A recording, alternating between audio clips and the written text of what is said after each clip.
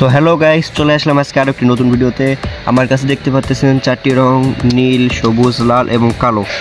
তো আজকে আমরা এই ম্যাগনিফাইং গ্লাস দিয়ে পরীক্ষা করে দেখব যে এই চারটি কালারের মধ্যে কোন কালারটিতে সবার আগে আগুন ধরে।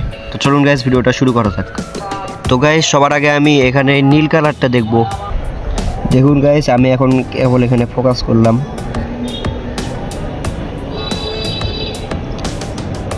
আপনারা দেখতে পাচ্ছেন গাইস, প্রায়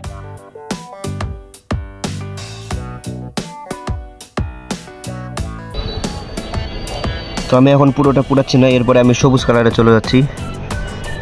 সবুজ কালারে দেখি কেমন। তো গাইস, সবুজ কালারও প্রায় 4 সেকেন্ড সময় লাগছে। লাল কালারটা দেখবো এবার।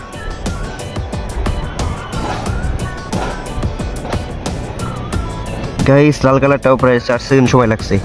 এবং এখন আমরা দেখব আসলটা, কালো কালার। তো গাইস, আমি আস্তে আস্তে কালোটার উপর নিয়ে যাচ্ছি, দেখি কি হয়। তো গাইস, আপনারা দেখতে পাচ্ছেন সাথে সাথে এখানে আগুন ধরে গেল। আগুন তো নয়, মানে সাথে সাথে কাগজটা পুড়ে যাচ্ছে।